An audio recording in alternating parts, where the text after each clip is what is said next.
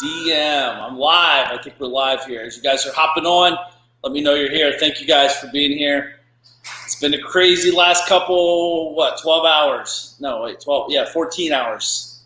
14 hours, so I'll share that here with you in a second. As you guys are coming on, let me know you're here. Let me know where you're from. Name, city, and state. It's always good to let you know. And not only that, if you have a website, please post your website. It's always good to share what you got going on with the people, and why not? We want to hook up with you guys. What's up, Dave? Thank you for being here. Good morning as well. So we'll get started here in a second. Hey, Brad. What's up, buddy? Chicagoland in the house. What's up, Ryan? Good morning. Out in Jersey. What's up, Mother? My mother in Thurston, Ohio, sitting at the table where I used to eat dinner as a kid, I'm guessing. So we'll get started here in a second, guys. Thank you again for being here. Today I want to talk to you about business, about the top skill or skills you need to be successful in business. What's up, Dylan in Ohio? What's up, Josh in Nebraska? What's up, Teflon Dom? Dom from Philly. What's up, buddy? Thank you, guys. Originally from Massillon and now residing in Cleveland. Awesome. Thank you, Dave. I'll be up in Shaker Heights, Ohio at the beginning of June. What's up, TK? So before I get started, I want to show you guys something. This is what I was up to last night. If you guys can see that, is my daughter, Drea. We had an incident. We were at the ER for 4 hours. Bottle fell. Sliced her leg pretty good, and 10 stitches later, 4 hours later, we're back home. She slept with us last night, which is always fun with a 1-year-old in bed. So I should say she slept with us. We didn't sleep. She slept. But it is what it is.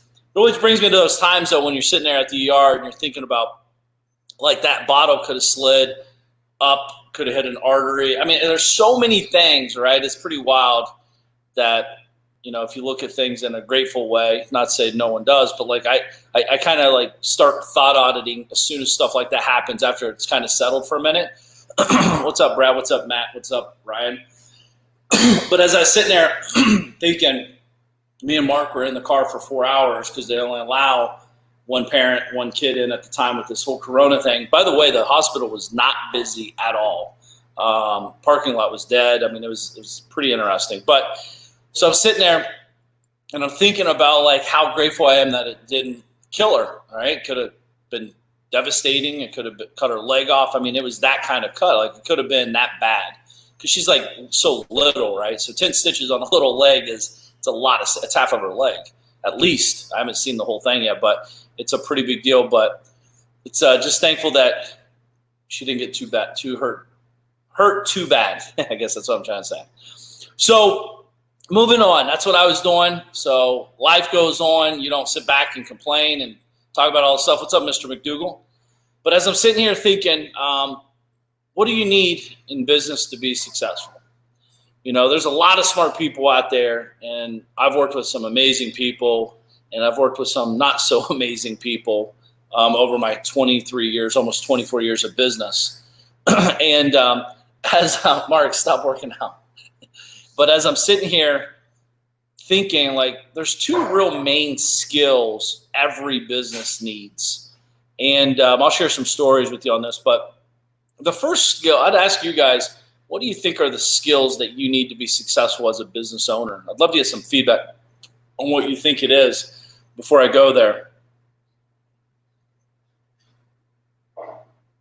Loved yesterday. Thank you, Claude. Appreciate it, buddy. Yesterday was very Drea, you want to make a quick appearance? Mark took that inside. This is Drea. I got to show you her battle wound. Come here, Drea. Mark took that inside for mommy, right? You got the glass? Look at that, her little leg. You want to say hi? You want to say hi? Drea, say hi. Looky, stand up. Say hi. Hi. Who's on there? Is that you? Who is that? Get the hair fairy visit? Huh? Does that feel good? Ooh. Drea, Did you make your first stock trade when you were 1 year old? Yep.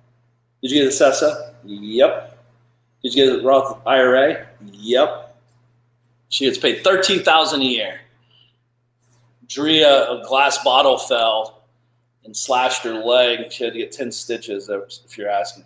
Last night, that's what I was doing at the ER last night. So, what is that, Bub? What are you showing? You going to show how many stitches? 10? All right. I got to work. There's people here that's trying to learn stuff. All right, cool.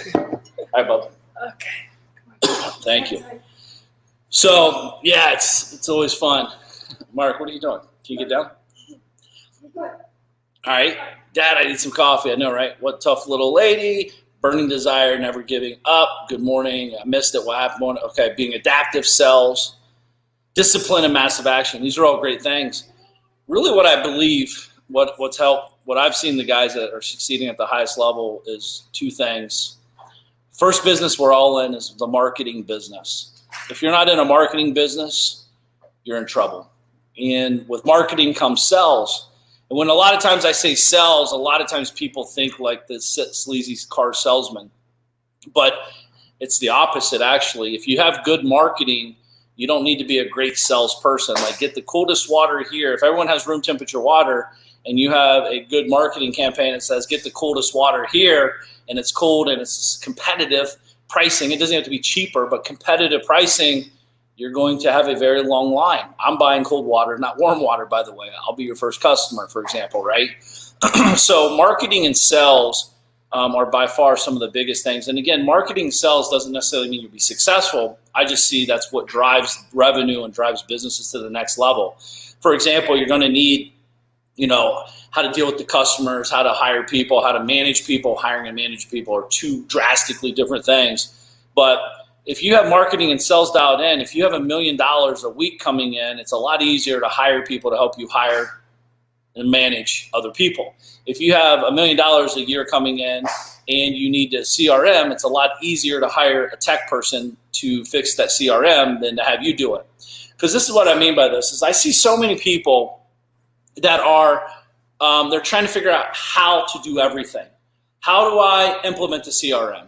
How do I do direct mail? How do I do email marketing? How do I do bandit signs? How do I do event planning? They're trying to figure out how to do everything.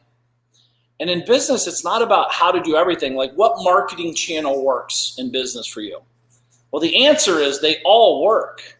The question is, which one is going to work for you, right? I recommend always go deep, not wide, on marketing channels. Become an expert in marketing. There's 100 different ways to market. The question is, which one are you going to do?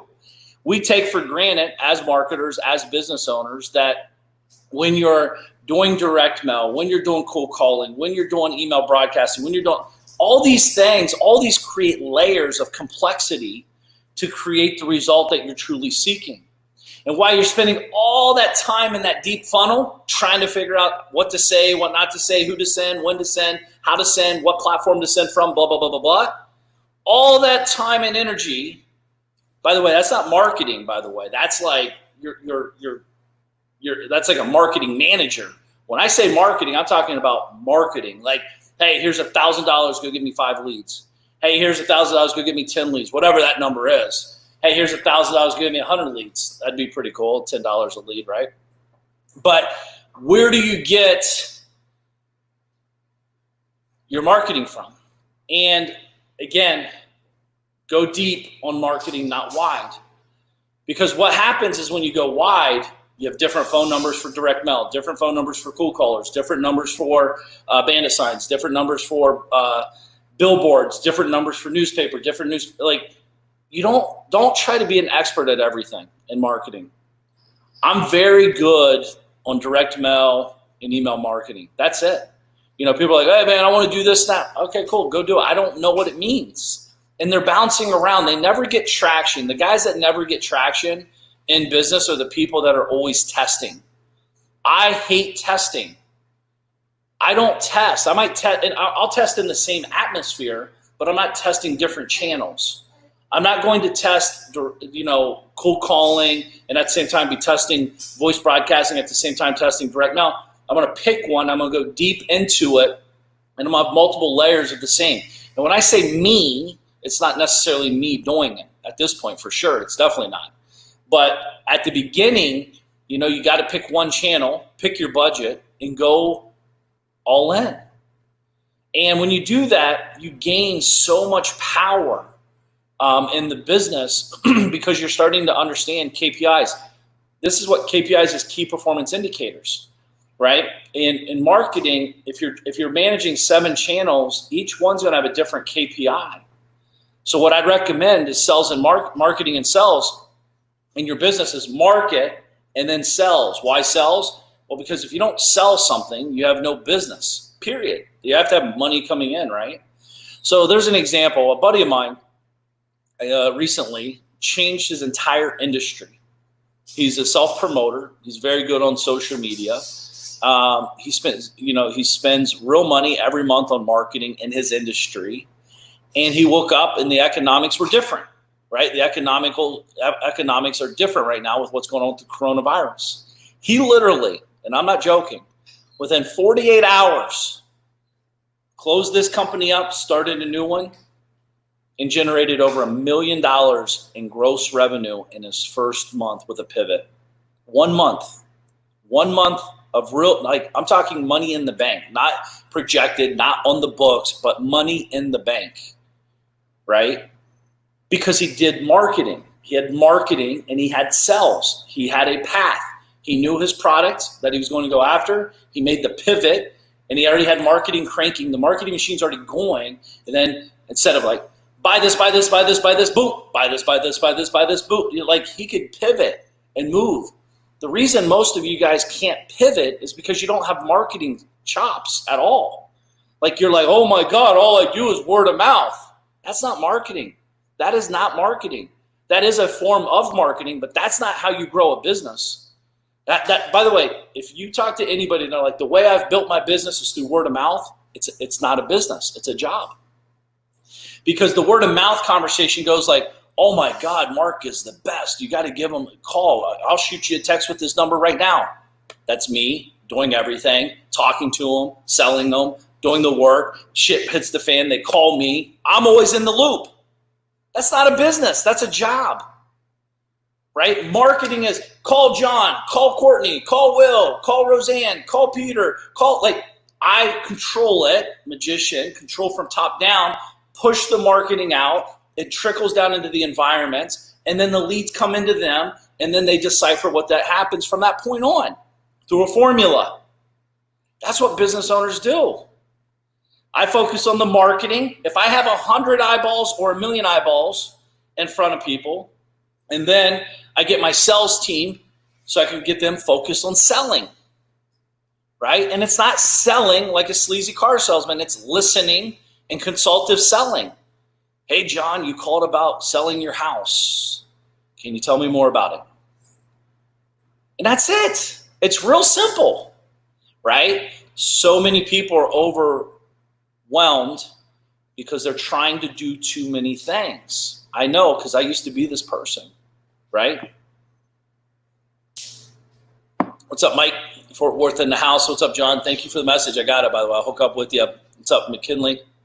As well. Awesome, man. Congrats. What's up, Claude? Yes. But you advertise, you push.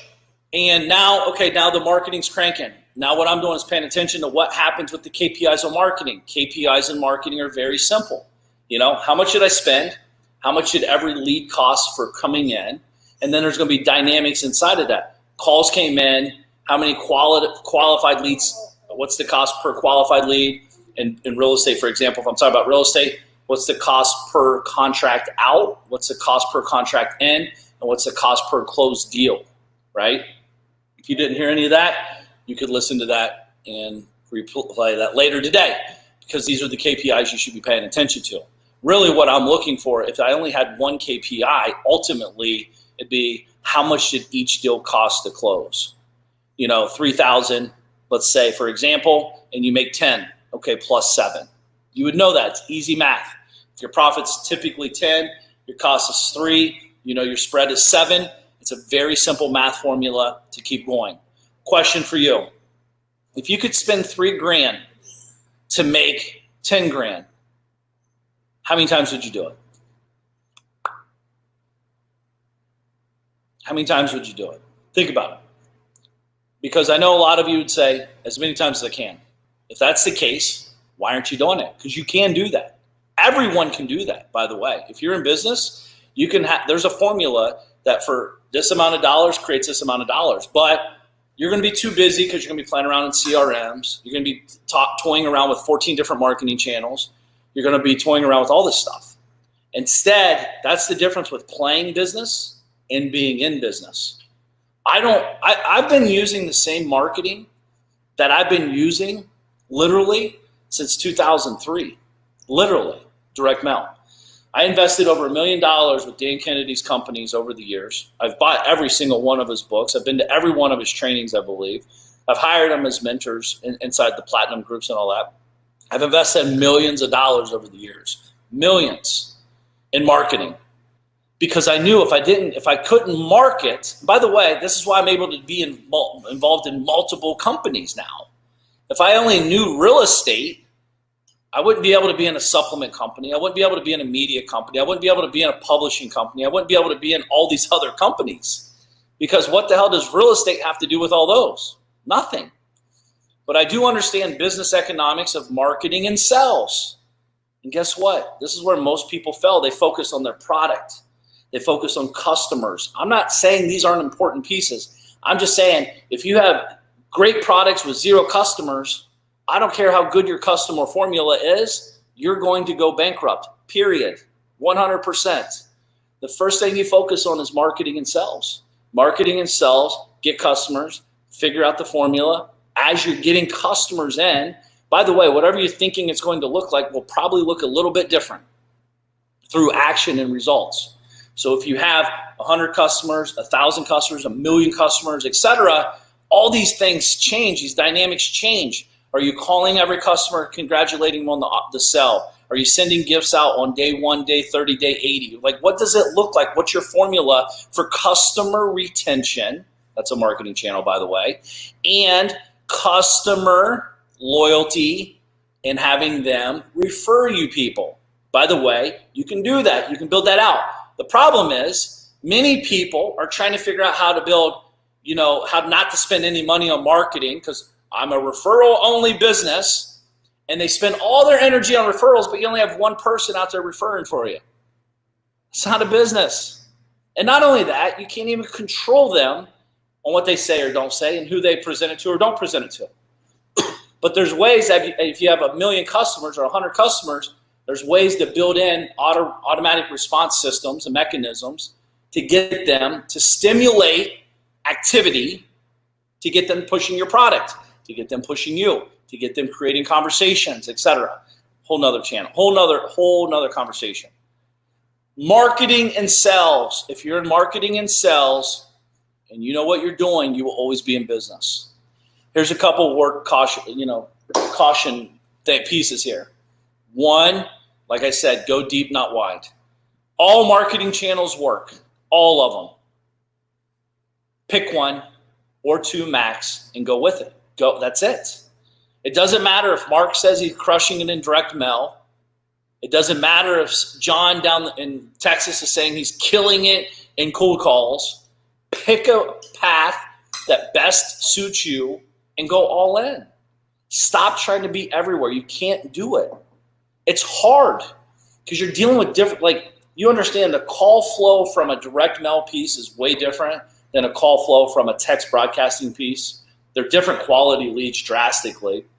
PPC, pay-per-click, that's a different strategy, different call volume, different quality control piece, different conversation, right? What's up, Obi? What's up, Judge?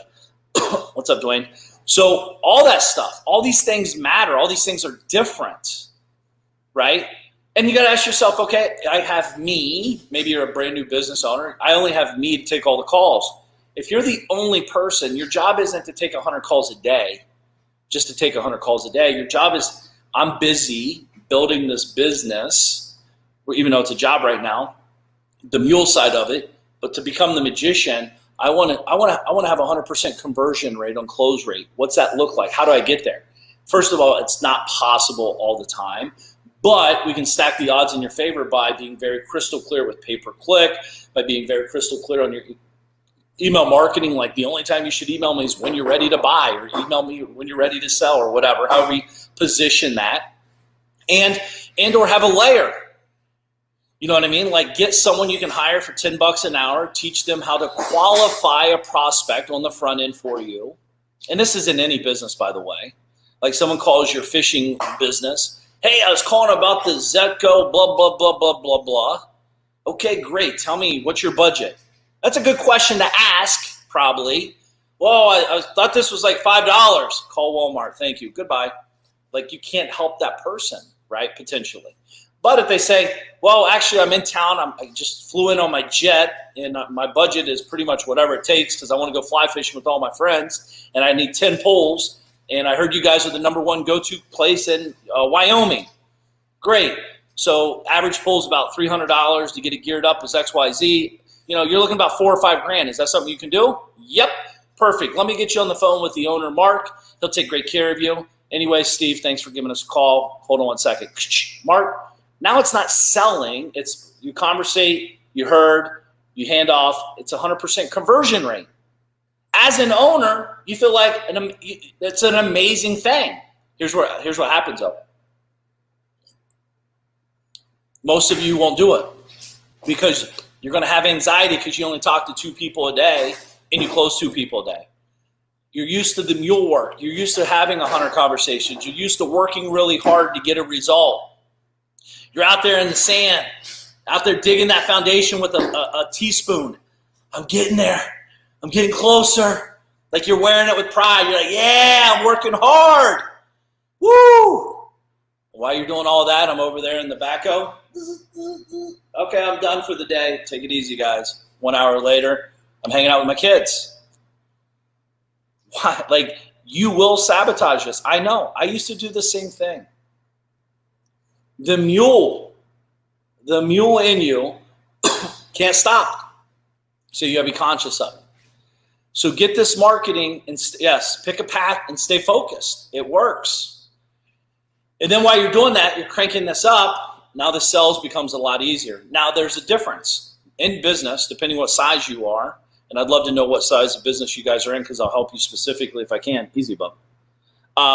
What I'd recommend, Marcus, hey, thank you. There's a side of the business when you start to grow, there's going to be a void in the middle where it's really tough. You're going to be making 400 grand a year up to this point, and you want to get to $1 million, and then you start making $1 million, but now you've spent all this extra money with all these people, waste, overages. It's a mess. And now you net as an owner maybe 50 grand. You literally you'll make so much less money to get to the next step. I promise you. If you haven't been there, that's where you're going if you want to grow. That's what happens. So you're going to hit 400, and then you're going to say, well, 400 net. You're going to I want to go to $1 million net. Okay, well, to make $1 million net, you probably need to make $5 million gross minimum, right?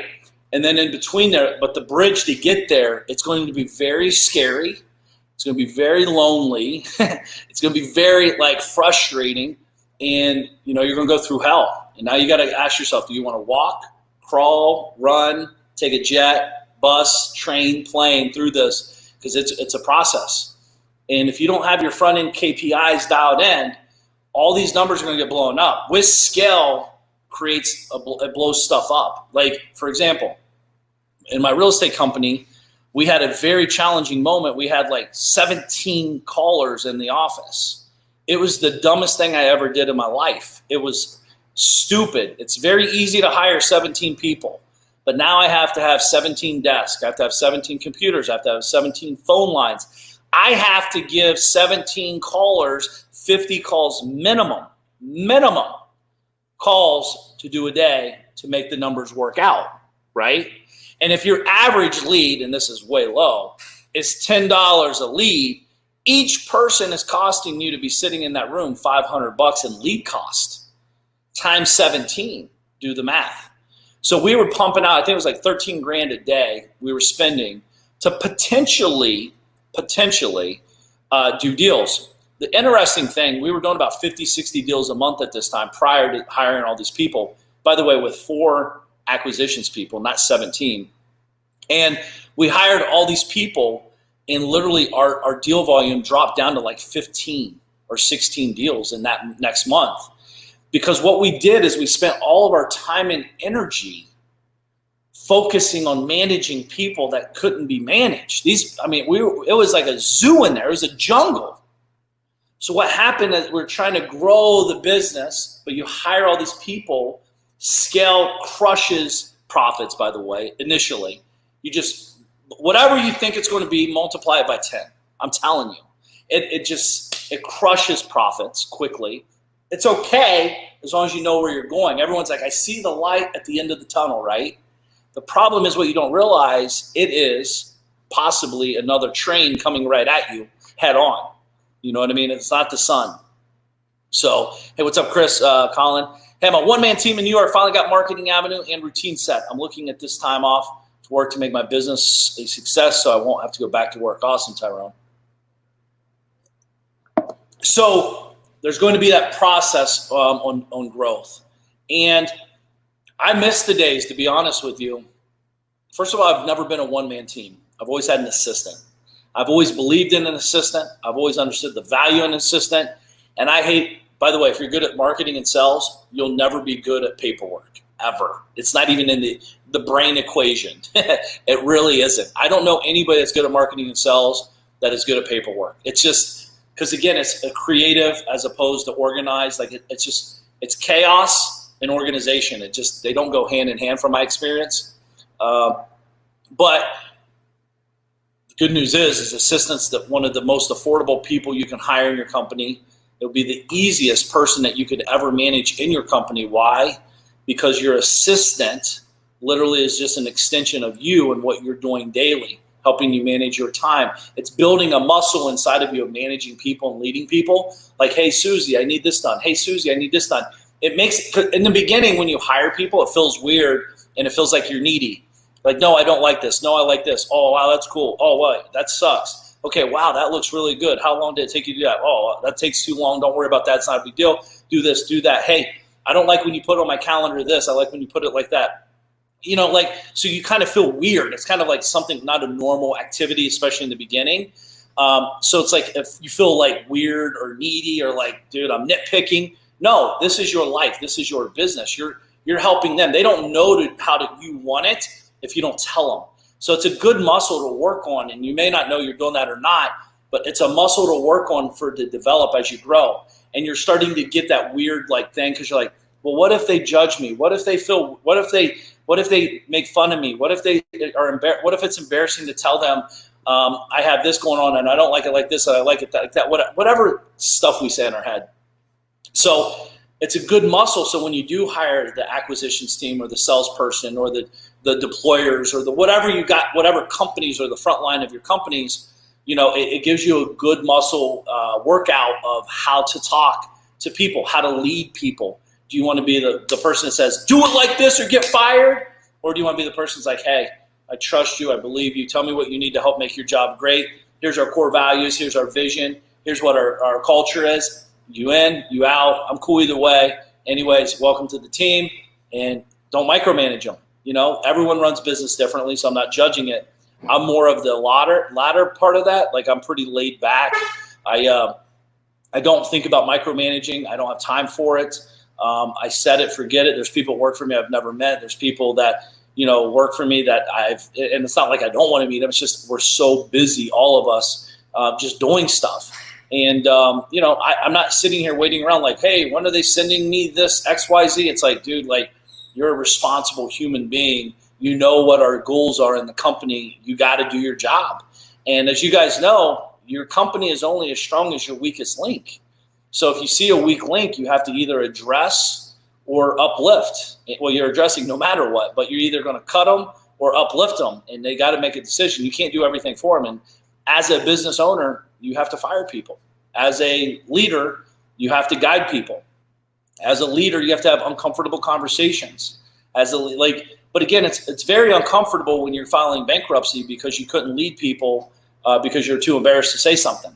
That wouldn't be good for anybody. Like everyone would lose at that point, right?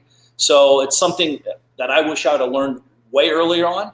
But back to the thing here. There's going to be a gap. There's going to be a question you got to ask yourself, and this is something I'd get real serious with real quick here. So think about this. What do you want your business to do for you? It's a very big question. No one ever asked it. No one ever asked it. I didn't ask it for the first 15 years of my life. I didn't even know it was a thing you could ask. Because everything I did was like, what could I do to make money? What could I do for my business? What could I do? What don't I have to eat today to help my business grow tomorrow? I used to ask these questions, I swear. What can your business do for you? So picture this. Depending on what you're trying to do, your age, your situation, your dreams, your goals today, they change in the future possibly. They should, I hope. All this stuff. Where you're at, where you want to be. Well, I want $10,000 a month. Okay, cool. To generate $10,000 a month, I don't need a massive infrastructure. Actually, I could do it with one person. I don't even need it. I could do it with myself, right? I don't need a massive infrastructure. But then the question is, okay, what industry do I want to be in, right? Don't want to be in technology, don't want to be in sales, don't want to be in, storefronts, don't want to be in cars, automotive. I mean, there's a umpteen trillion things, I'm guessing.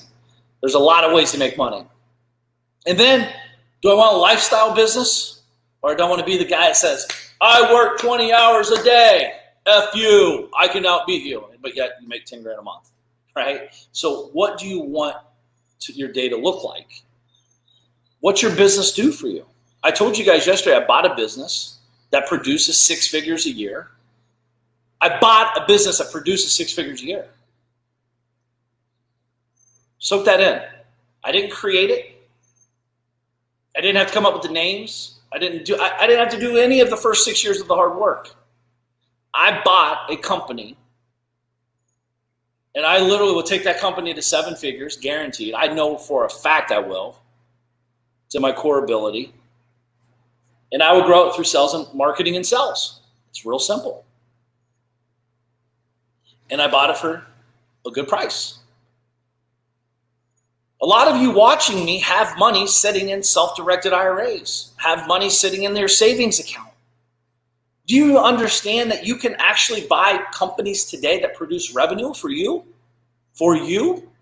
I'm not saying it doesn't require work. I'm not saying it doesn't require skill sets, but you can go learn how to buy a business. You can learn how to figure out what the EBITDA is and what the going rate is or isn't, where you fit in or don't fit in. But anyways, back to the 10K a month. If that's all you're trying to do, I'm not saying this to be silly. I could go garage selling, buy products for pennies and sell for dollars online. I could do that. I could sit in my garage. I could sell stuff in my garage here and make $10,000. But I have to work. I have to knowledge up. I have to get uncomfortable.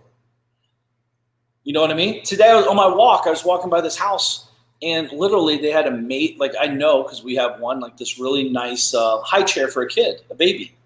And it's all plastic, right? High-end plastic from Europe and this and that. I think they're like $800 for it or whatever. It's sitting in the trash. And then there's the baby's bed, nice baby's bed. And then there's the crib, and so this might be, $2,000 in goods in the trash. But your ego's attached to it. I'm not going to do this, but someone could literally drive by the same thing I looked at, stop their car, toss it in there, clean it up, sanitize it, put it on Craigslist, eBay, Facebook Marketplace, and sell it for $100, $200, $300 or more. It's not hard to make money. This is what's so confusing to me. When I hear people stressing about dude, I can't make any money, I'm like, money's everywhere. Everywhere. It literally is everywhere. It's floating in the air past us right now. Through credit cards, through stock market, everywhere. I was talking to my buddy yesterday in the market. he nets over $6 million a year in the stock market. He trades 20 to 30 minutes a day. And again, don't get this twisted. Don't go start stock market trading because I'm saying this. He literally generates over $6 million a year but he has a formula. He's been doing it for 22 years. He's 46 years old, and he's like, dude, it's normal. I wake up, I have this is what I've done, a formula, whatever that means for him, and I make about $6 million a year pretty consistently with very limited downside risk with a lot of upside opportunity. It's what works for him. I wouldn't do it. I have zero desire to do that, but he does it and he loves it. There's no right or wrong. There's so many ways to make money. And if you watch me, I want to do what Evans does, or you watch this guy, I want to do what this guy does. You can't, that's not how you win the game of life. The game of life is, what can the business do for me? I know yesterday got everyone riled up, which I'm excited about. That was a big show yesterday. If you haven't watched it, you should go back and watch it. But inside The Magician vs. Mule, the book, hopefully all of you gotten it so far, because I have some other cool stuff coming out with that. But magicianversusmule.com, excuse me, get the book. What can your business do for you? Why do you need your business to make you $10 million a year?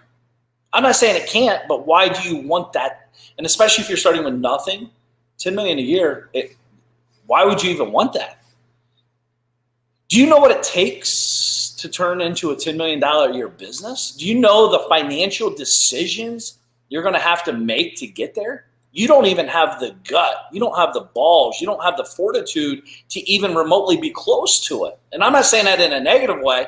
I'm just saying that's a real situation. That's like you trying to go whatever supermodel guy or gal that you think is untouchable. That's like you going, being a zit-faced kid in high school trying to go ask him to marry you. It's going to be over the top. It's not going to happen. You got to build the muscle. You got to go ask the girl in prom. They got to say no. You got to go sit in your room, eat a bunch of bonbons and chocolate and ice cream or whatever you do.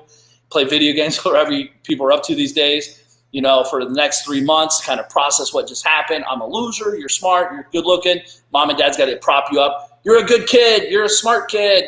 Kind of ugly, but you're smart, whatever.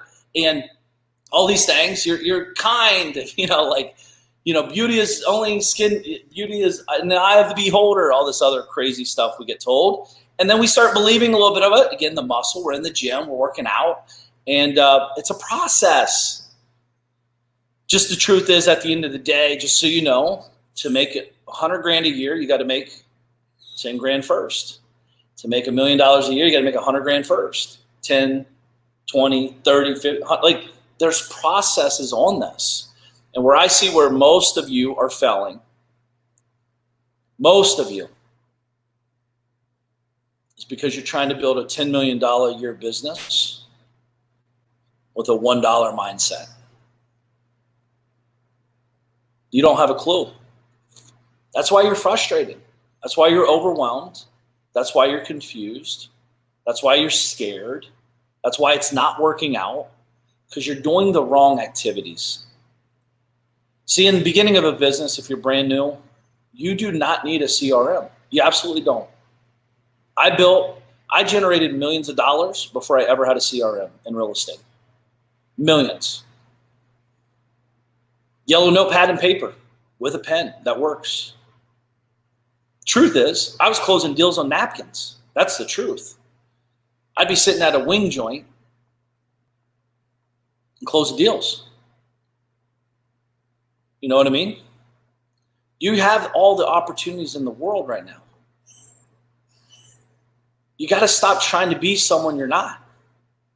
Admit who you are, know where you're at, and know where you want to go. But most importantly, ask the ultimate question. What do you want the business to do for you? I'll tell you a true story. And then if you guys have questions, please, Beacon, tell them how to hop on here. So when I turned 60, I have a lot of passive income streams, a lot. And I want more, by the way. I want a lot more.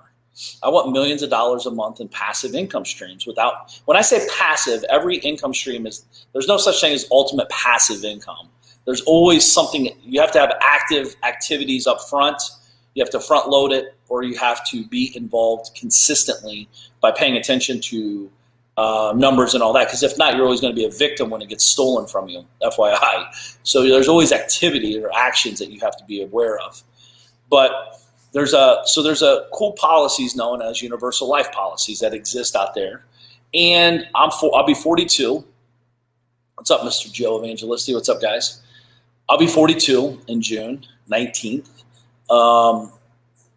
At 60 in 18 years from that point, I want to have a massive. I want to have a massive death benefit. So if I do die today or next week, next month, next year, Dina and the kids are taken care of properly for what I have going on with our family legacy plan.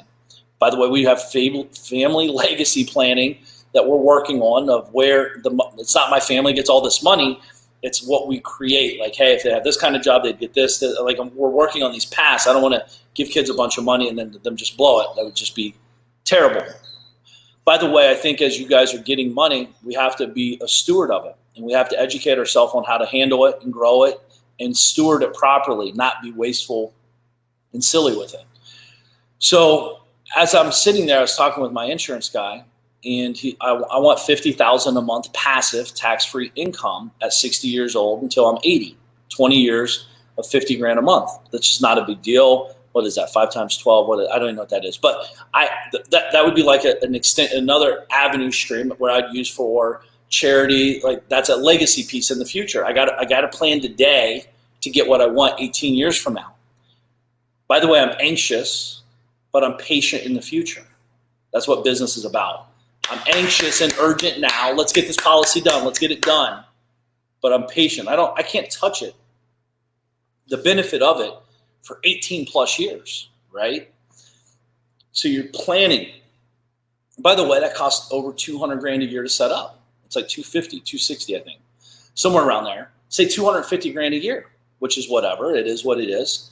So then I start thinking, okay, what's the other passive income stream I could take from or percentages from? What can my businesses do for me to produce that revenue so I can park over there so in 18 years I can touch it? But what's cool about UAL is it's kind of like a forced savings account for entrepreneurs. It's big. You don't have to do this big. I'm just using these as examples. By the way, my kids will be setting up these kind of policies as well when they're super young, because at 50, then they could pull out, $500,000 a year. Do it when they're young. It's so easy to do. It's so powerful. It's so cheap to do this, by the way, at that age when they're like 1 to 5 years old. But when you're old like me, almost 42, you start changing the dynamics, because half of my life's gone. Potentially half of my life at least is gone. And that's if I live to 84, right? So you got to understand that's only 42 more summers left of my life, 42 more winters, 42 more birthdays, 42 more like kids' birthdays. Like that starts putting into perspective, right, of how this is how my mind thinks, by the way. I'm not saying, whatever, but I think about that stuff. I think I'm very anxious. I know my time's limited, urgent, but also patient. I want to live forever, like we all do, but I'm very urgent now. So many people are out here thinking they're living forever, and they can say whatever they want, but their actions speak way different than they say. Like, I'm not waiting around. I'm not hanging out waiting on you to tell me to go. I'm going. I'm moving. Like, we're doing it. So in my world, like, what I'm trying to do is plot, what can my businesses do for me that cash comes in, I steward it out. I don't go buy Lambos and Ferraris. I have the Rollses. I have the house. I already have the stuff, and I'm not saying you shouldn't do it. If it makes you happy, go do it. I'm not judging it. I just knowing what I know now, like, you can have all of it. Why can't I have this and that? It's not either or. It's like, why can't we have both? That's an abundance conversation, by the way. Totally different thing. But what are you planning in the future? It's uncomfortable for me. It's scary for me, right? Because I'm going to give this company $250,000 a year. What if they steal it? What if it doesn't work out as planned? What if they go under? I mean, like, all these questions we would ask. And, you got to have people that help you with all that, which I do. I have consultants and stuff. But as a business owner, you do that with your marketing business. See, what I guess I'm really trying to say, Dan Sullivan talks about it and says it the best. I look for the who to help me with the how. I don't need to know how to set up the policies, what questions to ask, not to ask, how much to spend, who's the right one, who's the wrong one, blah, blah, blah, blah. I've realized over the years, invest in people, the who, that could help me expedite the how, right? I want the person that's been there, done that. I want the person that's an expertise in UAL policies. His name's Mike out of Arizona, by the way. I want him. I pay a company tens of thousands of dollars a year to fiduciary my stuff to help me be a better steward of my financial literacy, my financial wealth. The more I learn from them, the better I become, the more I can give to my charities, to my families, etc., like whatever I want. So same thing in marketing, same thing in sales. Once I go deep and understand, then I can say, okay, now my market, what can my marketing do for me? I step back, it's cranking. I hire a marketing manager, it's cranking. Now I step back, start becoming more of a magician. So mule to magician. Okay, this is cranking. Now the sales, okay, we've got 2 people. I need to hire 2 more, manage them. Okay, now I step in as a mule, manage these salespeople, help them crank the KPIs, keep them motivated, keep them excited, blah, blah, blah, blah, blah. Now my business is 4X, 5X, 10X. But then I say, but I want the business to do this for me, so I got to hire a sales manager. Then I got to hire a COO. Then I got to hire a deal coordinator. Like, now all of a sudden I'm building an infrastructure to serve me. This does not happen overnight. This is something, but the question happens overnight, happens now. What do I want the business to do for me? Do you want 100 grand a year? Or do you want $1 million a year?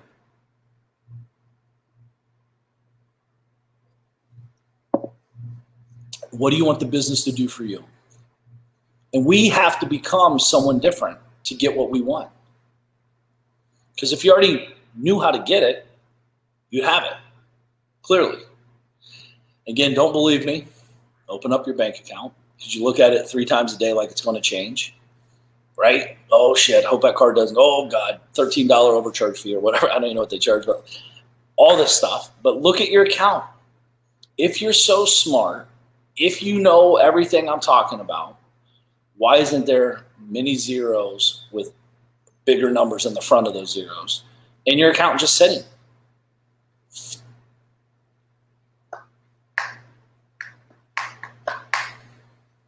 You follow me? What can your business do for you? I'm not saying you stop working. I'm saying you're stewarding, you're growing, you're magicianing, right? I look at businesses different than a lot of people. I don't, like, I was talking to a guy yesterday. He's like, dude, I want $1 billion real estate portfolio. I'm like, cool. I don't. I have zero desire. Zilch. And I have buddies on that path that have billions of dollars of real estate portfolio that are on that path to get there. $200, $300, $400 million.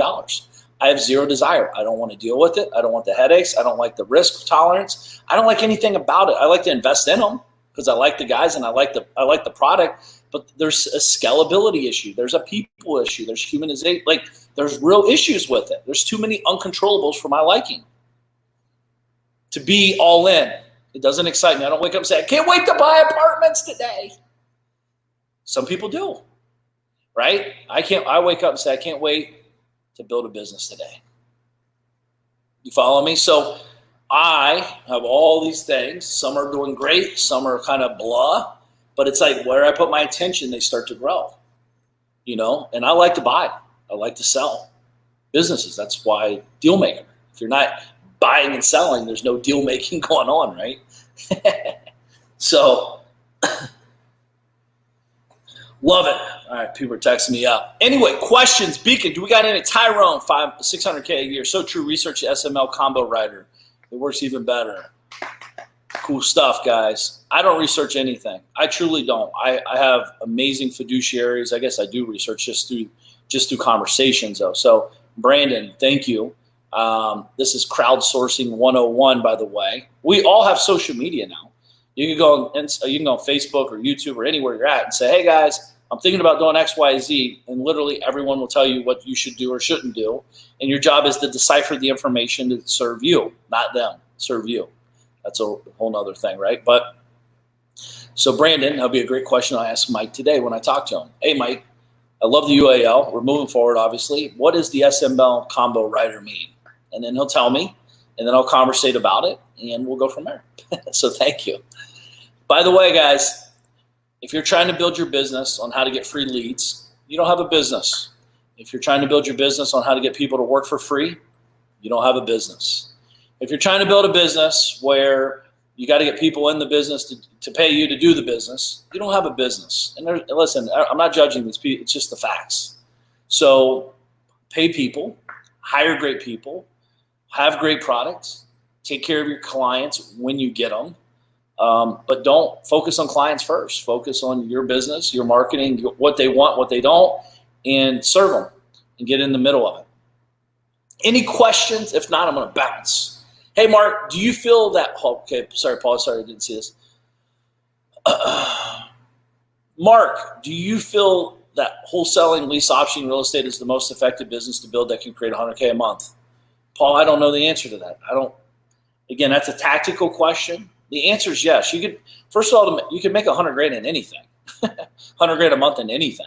The question is, what are you willing to do it? I can make $100,000 a month selling lighters.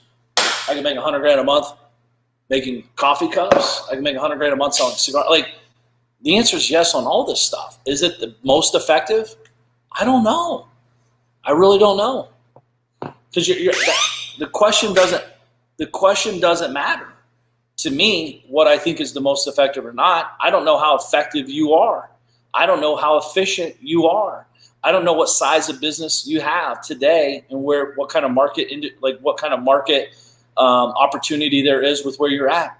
I don't know what you're trying to, is it 100K gross or is it 100K net? These are two drastically different things, right?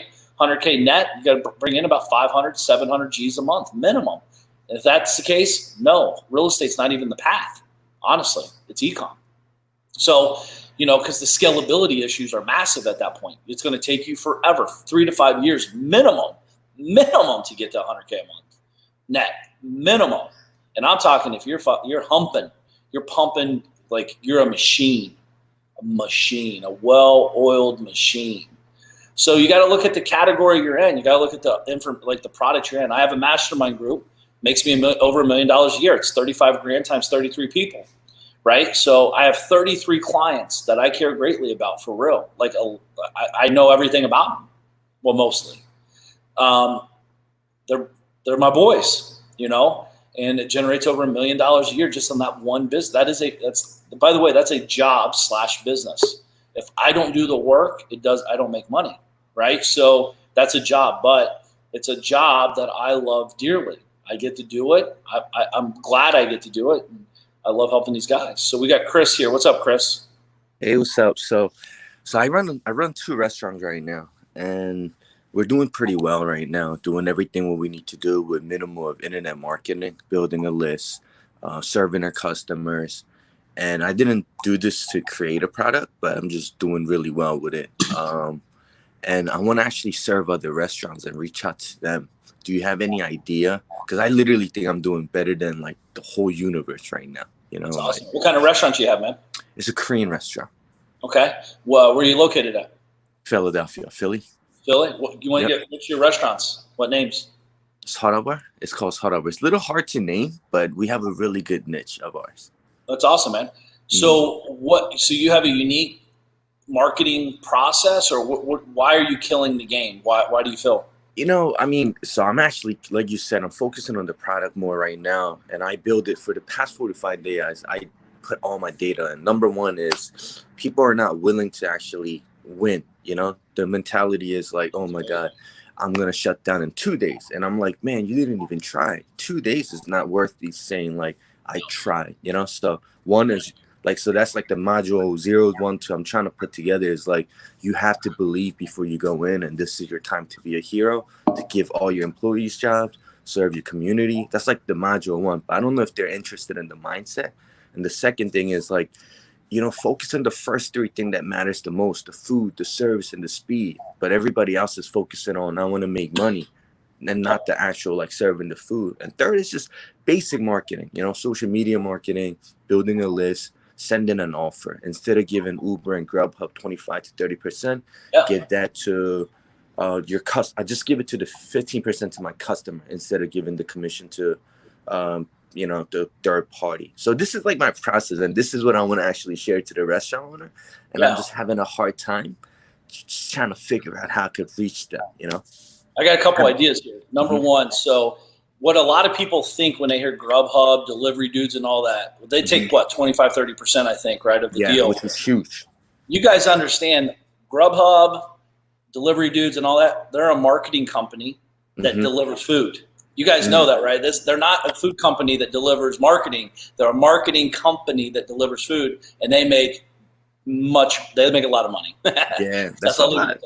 So your laziness of not understanding what Chris and I are talking about of marketing is costing you 25 to 30% of your gross revenue. Like, it's real money. Like, it literally is cutting, like, you're making no money. You're just keeping customers in your pipeline. You're working hard.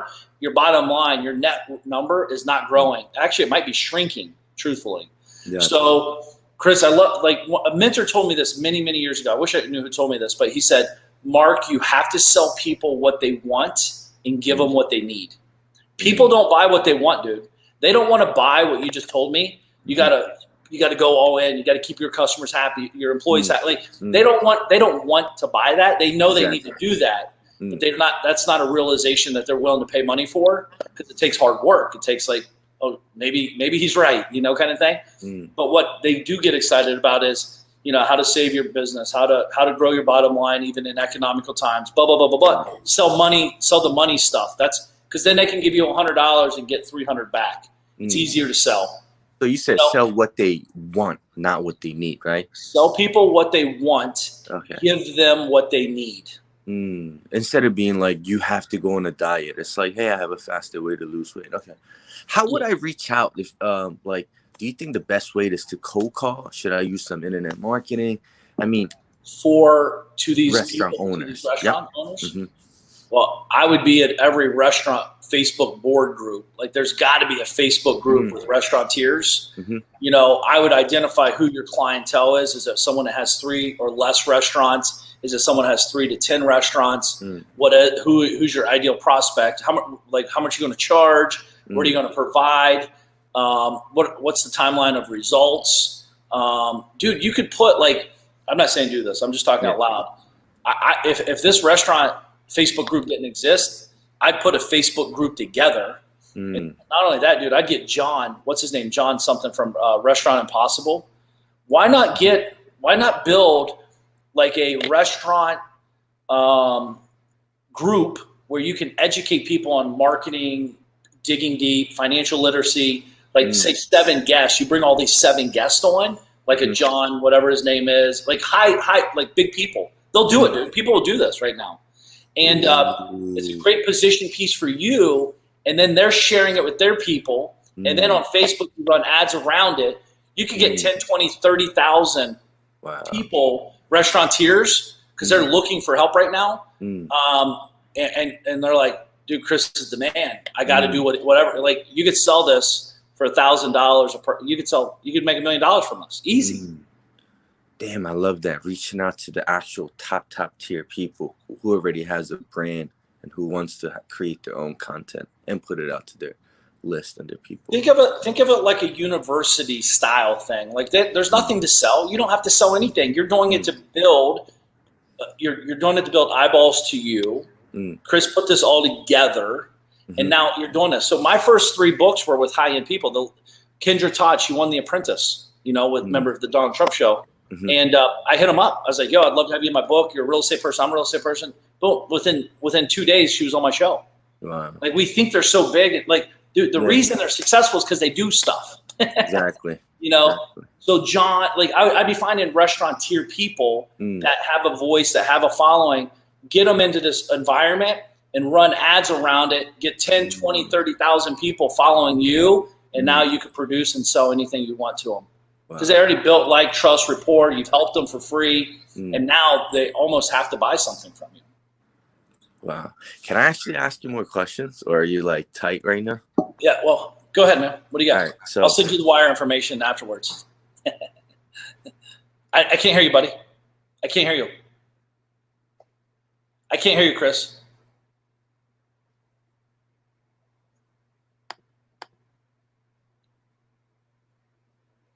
Beacon, kick them out and then have them come back on.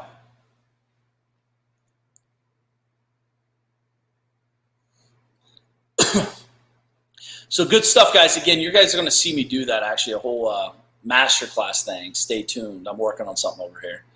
Believe it or not, I work. Chris, you there? You hear me? I hear you now. All right, what's another question? Got it. So 2 questions. So one is, I actually have a really good following online for like 300,000 people on Facebook, 16,000 on Instagram, just because I cook Korean food.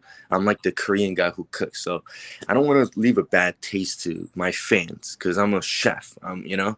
Do you think I should brand this in a different page, or should I just do it at where my audience is already there? Because it's 2 different audience. One Are you is, ashamed of it? Are you ashamed of what you're getting ready to do? I'm not ashamed of it, but I just always had a little limited belief that since everybody expects chefs to be waking up with zero passion of money and just pure out of love.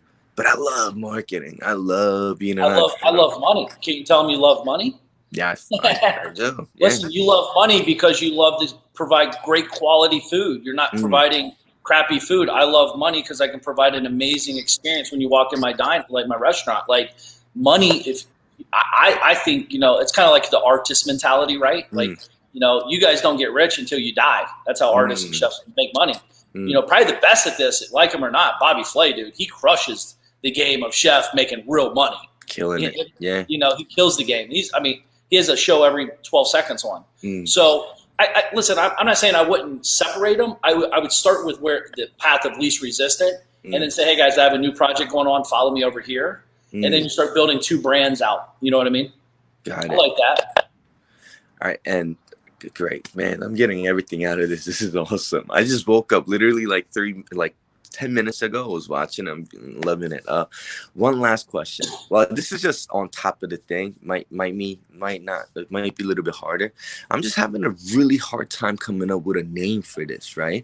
On just top of your head. And I know this is like me just last minute. Is there anything that you see on top of your head? And it's literally just helping restaurant owners. What's the benefit to the end user? What's the benefit to the person buying? To save their restaurant. Basically save their restaurant, help their restaurant do better, save their employees, pay their rent, survive for the next 6 months to 12 months to stay afloat, or not even stay afloat, do even way better than they could have ever imagined, or add 20-30% to their bottom line. I'm literally doing like exactly the same as if people were in the restaurant right now, which is like, I love it. First of all, congratulations for adapting and being, you know, building this properly. What exactly what today's message is about, marketing and sales. You would not be where you're at if you didn't have marketing and sales going on. You understand sales at a different level. So when you're saying basic marketing, you understand people don't even know what basic marketing is. It's kind of like common sense. It's not so common when you talk to uncommon people. So here's my thoughts on that for the name.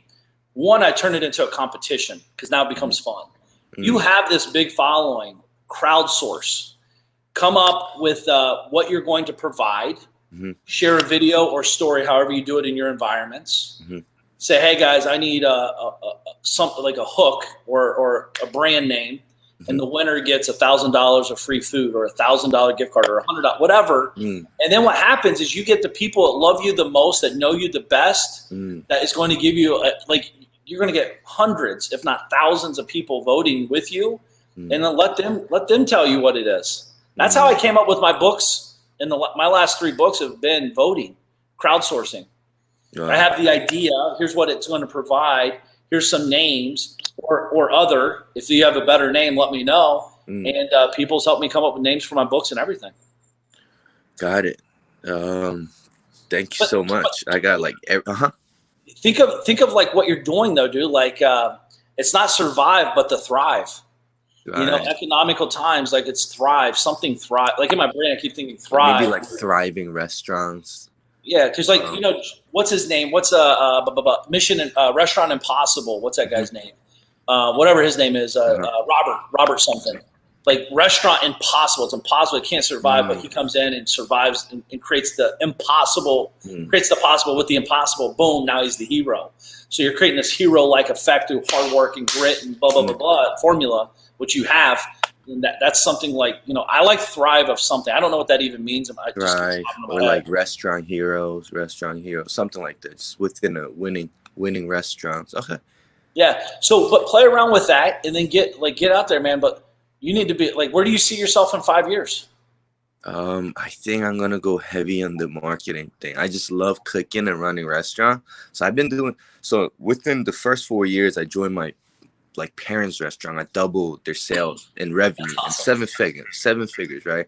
I used to run an agency when I was young, and then I opened my restaurant because I maximized the sales. And these days I love cooking and I love serving the community. That's something I always want to do. But I'm like, man, I just love marketing, and I literally just haven't really fully been doing it. Like, what you're doing and what a lot of the marketing guys are doing. Like, I really do it in my life too, and I want to really share it out there. And within 5 years, I think I'm gonna establish myself as the marketing guy. Dude, you gotta get the books done. You gotta get a podcast show to restaurateurs. Some guy said restaurant rescue. Dave mentioned that as a name possibly. But man, just like you're young, right? I'd be all in, man, with my brand. My personal brand would be. You're doing it already. Sounds like. But how do you keep going all in on your brand with a podcast show, restaurant, whatever the book name or whatever course name? Like, you can come up with a pretty cool podcast show, man. Interview some pretty badass guests, I'm sure. Like, especially right now, I'm telling you, like, how are you surviving? How are you thriving? So you take the journey story. It was hard, it was tough, and blah blah blah, and then dun da da da, and then boom, hit them in the face, and people are like, oh shit, that's amazing. That just sounds fun too, not even for a reason, just to hit up every restaurants that are doing well and be like, hey, let's do a interview or let's go live together and share with the world. Like what we're doing right now, I think this alone could be valuable to restaurant owners. Dude, I think, like, I'm not saying do this, but like even like cigars and coffee. I like cigars, and I don't really drink much coffee, but I like cigars. So the show is like fun for me because it's like I'm interested in it, right? So for you, I picture, as you know, I mean, this is why the food channel is so huge. Like, everybody wants to see about food. How many times can I see how a fucking pancake's made, dude? Like, it's like, leave me alone. But people clearly love it. So why not? Like, I picture you doing interviews, you sitting in your restaurant eating, they're eating across from you kind of thing, and you're having amazing content that's changing people's lives. Wow. And it's fun. Yeah. You're cooking, you're hanging out. Like, it's easy. It's like, dude, taste this. And you're like, yeah, just a little bit of blah, blah, blah, blah. And they're like, what? You just told me, like, this is amazing. It'd be fun. I love it. Thank you so much. I'm taking away so much from this, Definitely, man. I look forward when I come to Philly, man, you got to hook me up. Yeah. When I become the marketing guy, I hit you up too, do a little interview. Whatever I can, man. I'm here to help you, buddy. I appreciate you. All right. Thank you. Have a great day. You too, my man. Thank you, Jose. What's up, Dave? What's up, Christian? Yeah. What's up, Christian? I got you guys. So I have to bounce. I appreciate you guys being here. Hope I provided some great value for you guys and gals here today. I'm thinking about you. I'm so excited for what the future holds for everybody. There's just so much out there, and it's awesome to see. And, again, marketing and sales. It will help you excel for sure. So thinking about you. If you need anything, hit me up. Appreciate you guys. Have an amazing day. I'll see you tomorrow. Take it easy.